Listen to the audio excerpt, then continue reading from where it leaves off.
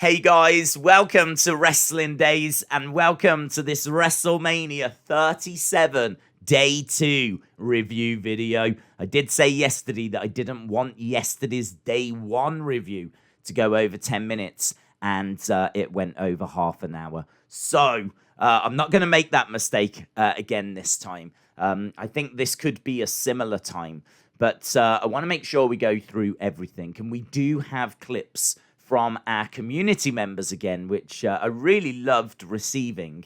I'm actually going to play them first because, as I said, I didn't realize we were going to go so long yesterday. So I'll play the clips first this time, and then we will touch on all the points that are listed next to me. So let's go over, shall we? And we're going to go over to Dave in real life. Let's see what Dave has got to say.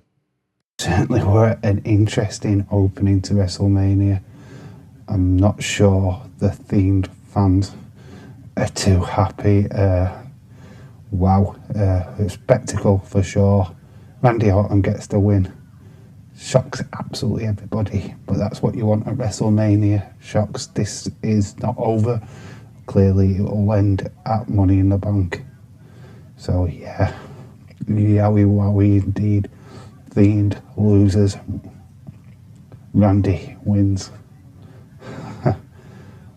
Wow. I think you can see the shock there from Dave, and that is echoed all over social media. And I must admit, I did not expect that result either. It's not what I predicted.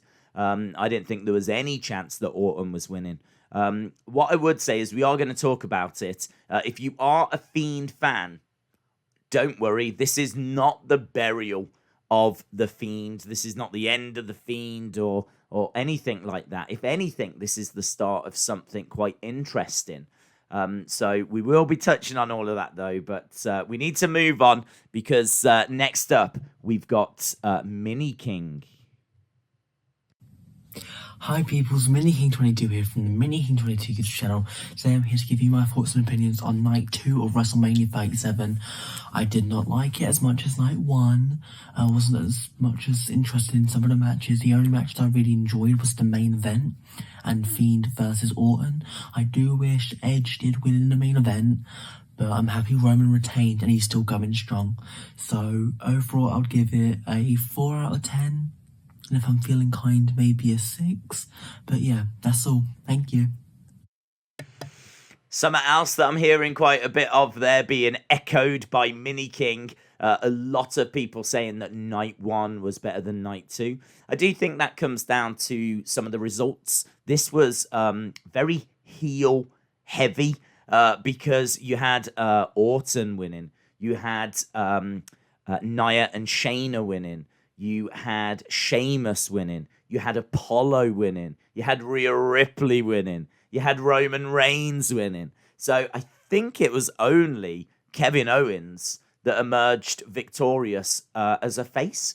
I think everything else was won by a heel on Night 2, which is very strange. It's a very strange way to end WrestleMania as well, with a heel standing tall. Yeah, it was weird. It was weird, but again, we're going to touch on it. We're going to go over, though, to another video. This is Patrick O'Neill. Hey everyone, it's Patrick O'Neill here. This is my review of WrestleMania Night 2. Now, Randy and The Fiend didn't really like the match, didn't understand the ending, didn't see Randy winning, to be honest. So, Rhea Ripley, glad she's new women's champion. Kevin Owens and Sami was a great match. Great match, in my opinion. Bit shocked Roman's still champion. It is kind of the right decision, but I personally would have picked Edge. Altogether, for the 2 nights, I would give it an 8.25 out of 10. Now, me personally, I preferred NXT Stand and Deliver better than WrestleMania, but that's just me. So, yeah, good luck, guys. Excellent point. I do think NXT was the better show. I still think the best match from WrestleMania week was Volta versus Ciampa. And I think that both days of NXT TakeOver were better than either day from WrestleMania. So if you've not seen NXT TakeOver Stand and Deliver, you really do need to check out those shows. The final clip that we've got, once again, is J14. Let's go over and see what he has got to say. Hey, Wrestling Daze channel, J14 here. So for my WrestleMania review of Night 2, I really enjoyed Sheamus versus Riddle, Sami Zayn versus Kevin Owens, and I like the addition of Logan Paul getting stunned. Orton versus The Fiend leaves me with a lot of questions, and Roman versus Edge versus Bryan would definitely be my match of the night. Excellent comments there, and yeah, I think it was a really interesting show in the sense of there was a lot of just solid action, but maybe nothing spectacular. And there was a few matches that Jay mentioned there that kind of maybe flew under the radar, but they weren't bad. Like, the middle of this show is not bad. It's not amazing, but it's certainly not bad either. So let's go to the start. So we didn't get BB doing the song at the start, which I think was horrific. I think we knew that this show was going to struggle at that point right there. So we didn't get BB, but we did get, I didn't catch her name. Apparently she was off The Voice, some country star who was fine, but it wasn't BB. So I struggled at that point. At that point, I probably should have turned the telly off. But thankfully I didn't, because Hogan and Titus came out dressed as pirates.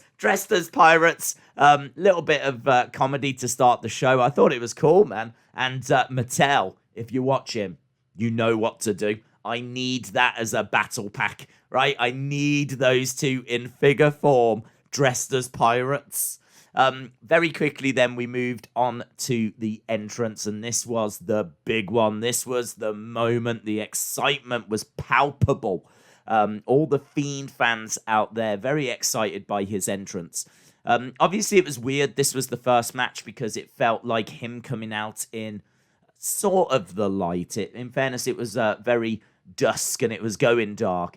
Kind of felt a bit weird, felt a weird decision, but it worked. Alexa came out first, like really, childish as she portrays, and came down, and then we saw there was a big box in the next to the ring, this Fiend in a box. I should mention, actually, that Randy came out before that. It was Randy that came out first for the match, and he was in white attire, which looked awesome, by the way. I really thought that was great. And I did wonder if he was, like, representing the angels or something, what with Fiend representing more the devils and the demons. So I wondered if it was a bit of a play on, like, Shawn and Undertaker from WrestleMania 25. But Alexa came down anyway at the start of the Fiend's entrance, went up to this box, which was obviously bigger than her, the Fiend in a box thing. She started to wind the handle, and Fiend popped up. But it was the real Fiend. It wasn't, obviously. I did wonder if it was just going to be a giant, like, fake Fiend, and then the Fiend would do his entrance, but it was the real Fiend. And I can't quite understand why, because I do feel like we missed out on him making that walk and the music playing and the lantern and all that kind of stuff. I feel like that was a shame that we didn't get that, because I think the graphics and everything, I suppose in a way we still got it, but I don't think it's what anyone was expecting and hoping for. But it was somewhat different. Certainly started things off with a bang. And the Fiend was here. It's worth saying that before that, they played a quick little video of him walking in some metal corridor, and he just transformed magically from his burnt look into his old look. But it's a slightly updated look. It feels like the mouth goes a little bit longer. Feels like the nose might be a little bit pointier. Feels like the mask is largely the same, but just a little bit different. And there is a theory out there that this wasn't the Fiend. I feel it was. I think it was. What I was saying during the watch-alongs was, if that is someone different, they've still got a body type very, very similar to Bray. I understand he's slimmed down a little bit. I understand he's not as big as he was. But if you actually look at the top part of his body and look at his arms, like whoever is there playing the Fiend, they're jacked, right? They are jacked. And I really don't think that that's Bo or someone like that unless he's been hitting it hard in the gym. Unless he's been going crazy in the gym, which he could have. Because I haven't seen any images of him recently. I really don't think it's Bo. So I think that it is Bray. People pointing out, but you can see the hand tattoo. That can be faked. You can get like that painted on or even transferred on or something like that. They had to come up with fake tattoos for the fake Undertaker when they did Undertaker versus Undertaker in 94. They had to copy his tattoos. So it is possible, but it's unlikely that this is someone other than Bray, to be honest. I think this is Bray. I'm gonna put it out there. I think this is Bray. And I think that the story that's being told here is that basically Alexa Bliss is Sister Abigail. She is now kind of starting to turn on the Fiend, and this relationship is going to be very, very interesting. It's worth saying that there was a match, an actual match, and there was a bit of back and forth. The match doesn't really get much time. I think it's about 6 minutes. And there is a tribute during this. That seems to be getting a lot of people talking. Bray, there's a close-up of Bray. And to be honest, when I was watching it, I didn't know why they'd done it. I didn't know why they did the close-up. But seeing what people said on social media and watching it back, you can see him say, yeah. And, you know, the hand gesture, the arms out and everything. It's a lovely little tribute to Brody. Obviously, Luke Harper, who passed away, I believe, over Christmas. So, obviously a massive part of the Wyatt family. And this was just Bray paying respect. So, nice touch, nice moment. But basically, Alexa is on top of the box. She's changed her look completely. There's like black goo kind of spurting out, which personally I don't need as being a part of this. I don't mind it being covered in like the black goo, but seeing it like just spurting was, I don't know, it didn't really do it for me. But she distracted. Basically, Randy Orton picks up the win as a result. People shocked, lights go out, they come back on, everything's gone, everyone's gone. And that's it. We move on with WrestleMania. So I don't know if it's really hard, isn't it? Because I don't think the match was that great.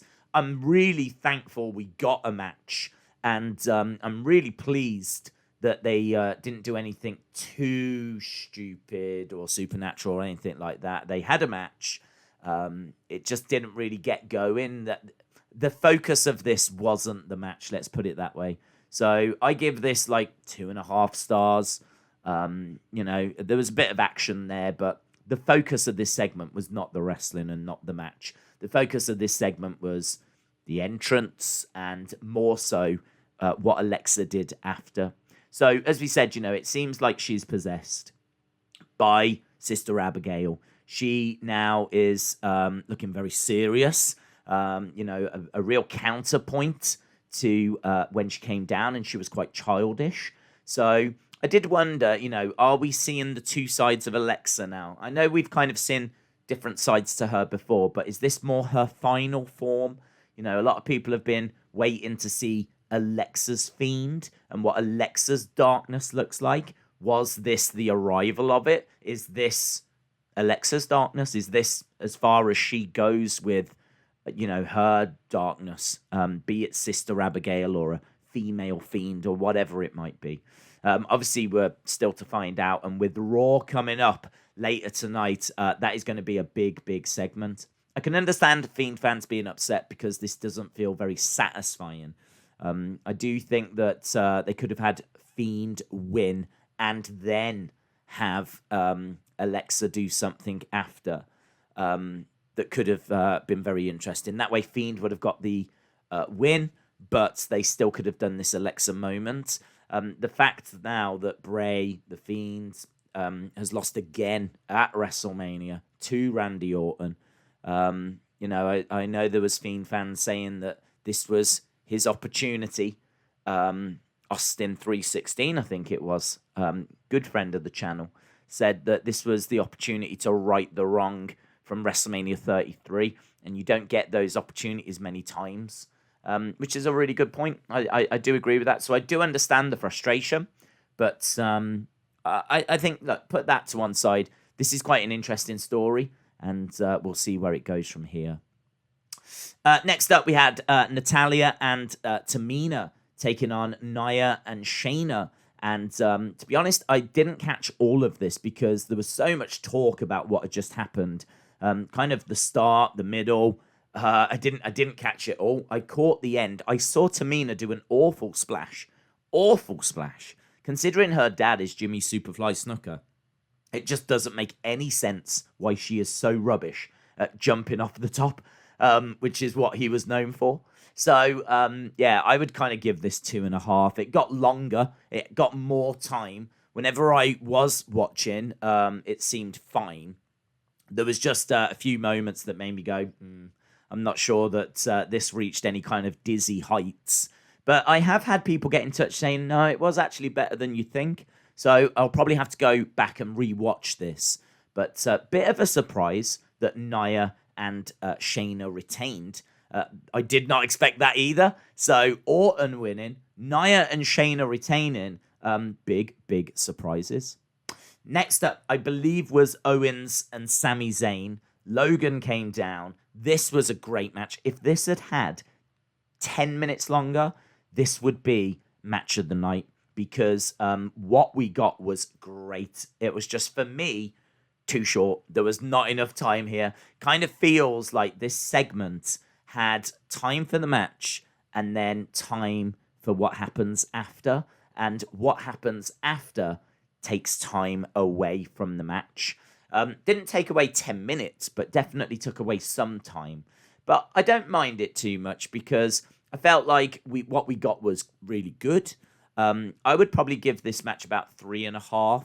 I kind of feel like it was in a really good place. The foundations had been laid. Just wanted it to kind of keep going, really. And if it could heat up a little more, a few false finishes, little bit of action on the outside still. Like, I don't know. I just wanted really more, just more.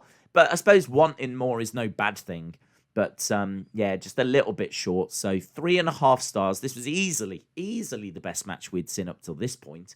And what happened after, I thought, was great. Owens does not jump off the ship. That sucked. Everyone was looking forward to that. And, I'd heard rumors that apparently Vince wouldn't allow him to do it. But I know he was going to do it last year. He spoke about doing it last year. And obviously he jumped off the sign instead.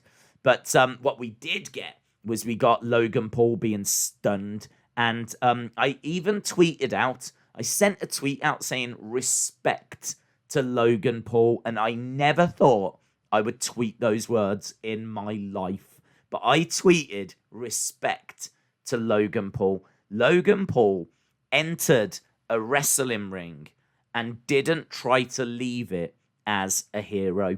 That is, in my mind, in my eyes, huge, because I'm so tired of celebrities coming into wrestling rings thinking that they are equal to the wrestlers. The wrestlers are meant to be superheroes. They're meant to be larger than life. They're meant to be the best of the best, the highest trained of the highest trained. And, all these celebrities getting into the ring, pushing wrestlers around, throwing them over top ropes, hitting destroyers on them. Like, it really does not do it for me. So seeing Logan Paul come into a ring and push Sami, I was like, oh, here we go. Right, he's pushed Sami. What's he going to do now? But he didn't do anything else. Instead, he grabbed Kevin's arm, held Kevin's arm in the air, and then Kevin hit the stunner. And that's how it ends. So the image that's doing the rounds right now is Logan Paul being stunned by Kevin Owens. Like, that is all over social media. Even Logan Paul is sharing it. And I really respect that, because he could have come in and acted like the hero. You know, Kevin Owens could be getting beaten up and Logan Paul jumps in to save the day. But he didn't go that way. Instead, he allowed a wrestler to stun him. And reports are the cheers were huge. So Kevin Owens is like super over now. He really helped Kevin Owens. He gave Kevin Owens like a Mania moment. I got a lot of respect for that. So fair play to Logan Paul. Next we had Sheamus versus Riddle. And this was a really good match. I would say this just pipped Owens and Sami. I don't know if it pipped it by much. It certainly went longer. But I don't know if the action was quite as good, but there was more of it and it was really close. And I really like the end as well.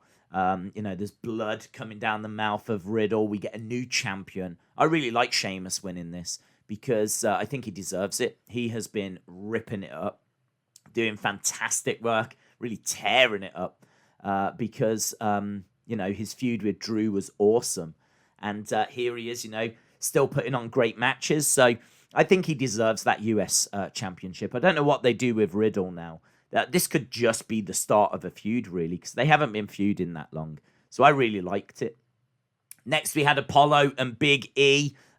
Big E was played to the ring by Wale, and I thought that was great. I really liked his performance. I thought he did really, really well. It's kind of getting me pumped up for it, and I really liked it.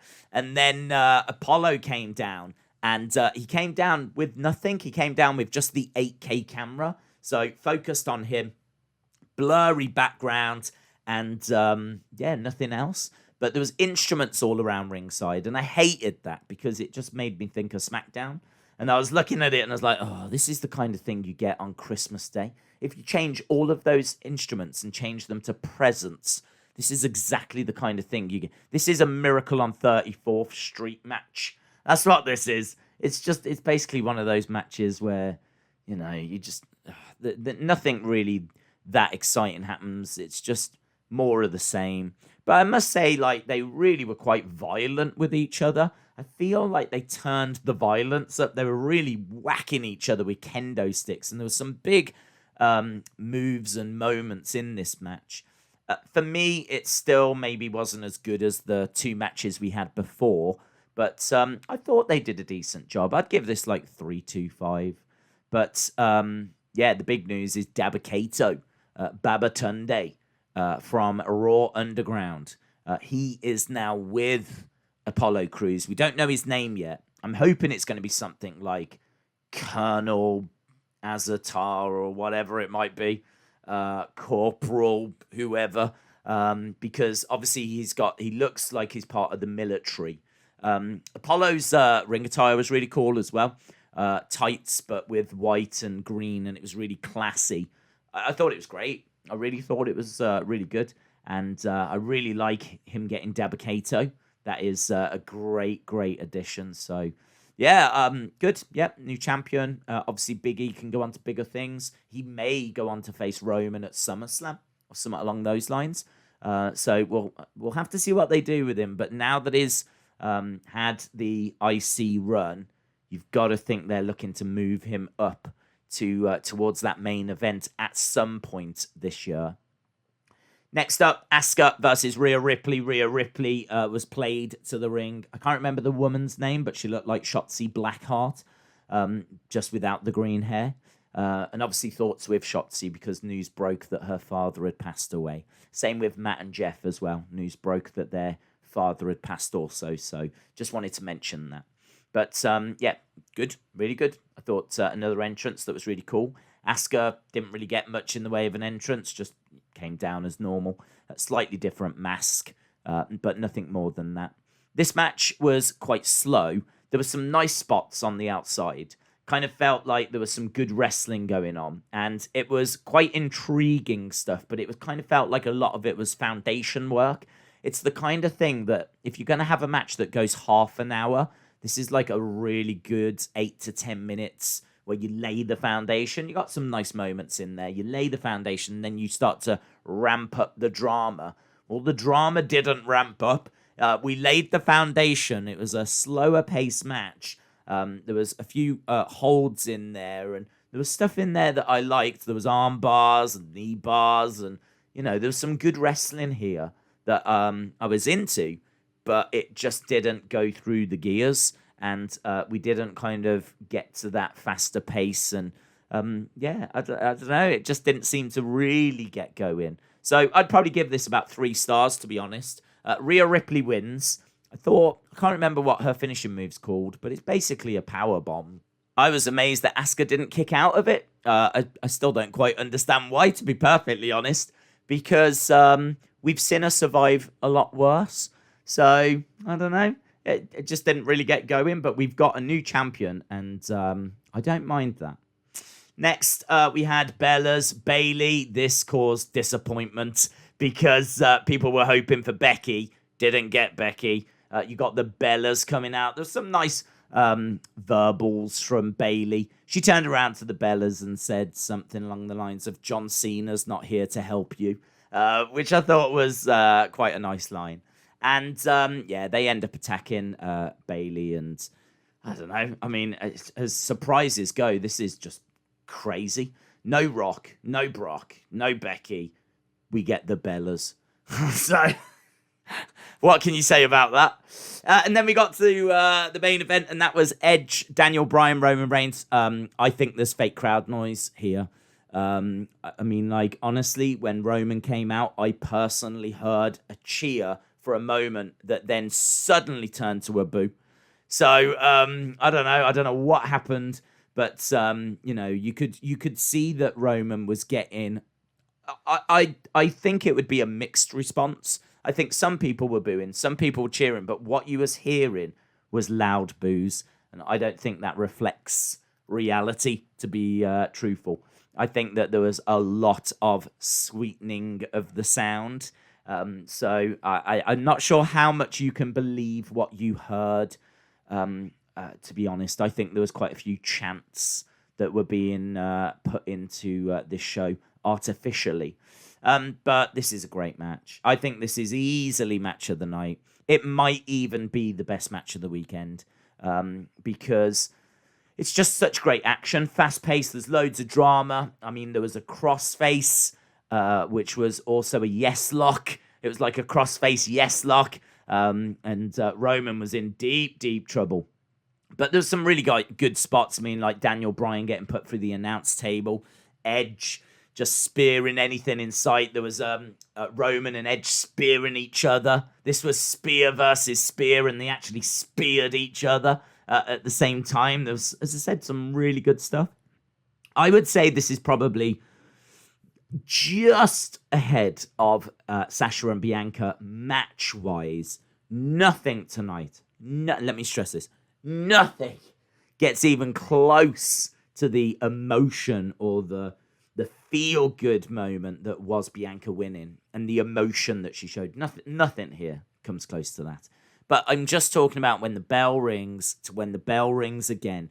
I think tonight's main event, day 2's main event, is a better match. But nothing gets close to Sasha and Bianca and the emotion there. So I kind of feel that you could say it's a 4.25. You could say it's 4.5. I really wouldn't go up past that. I'm not even sure if I would go to 4.5, to be perfectly honest. I just kind of feel the match was better. Maybe this is a 4.25 stars as well. But if you want emotion, you want Sasha and Bianca. If you want good action, fast-paced, all that kind of stuff, then probably watch tonight's main event. So I think both main events delivered for different reasons. Let's put it that way. Both delivered for different reasons. And that was everything. That was WrestleMania. So I think, for me, personal opinion, I would say day 2 was just a little bit better. Just a little bit better. I don't mind Fiend losing. I think that that's somewhat quite interesting with him and Alexa. I really like Roman winning. I think Roman's the best thing in WWE. So him winning makes perfect sense to me. I know people wanted Edge. I'm on board the Roman train. So I'm fine with that.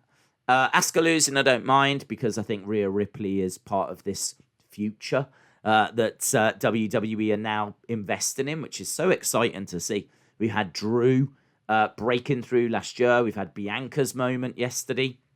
Now we've got Rhea winning today as well, which was a big moment. Obviously, they're moving with Big E as well.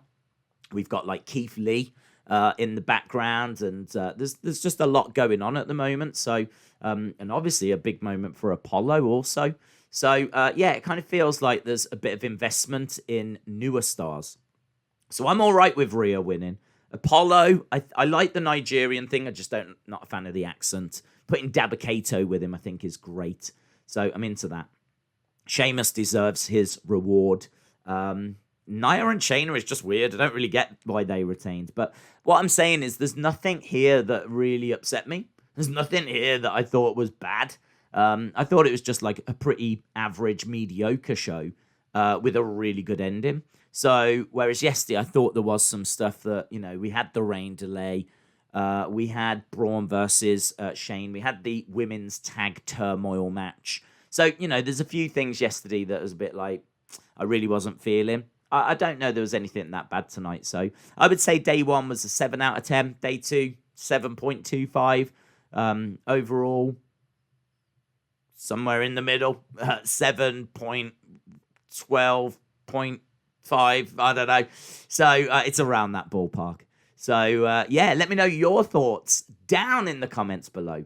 Did you enjoy WrestleMania Day 2? Did you enjoy WrestleMania overall? Are you excited for Raw? What was your favorite match? What didn't you like? What do you think about The Fiend losing? Where do you think that's going? Let me know in the comments below. Awesome, guys. Thanks a lot for watching. And hopefully I'll see you again next time. Bye for now.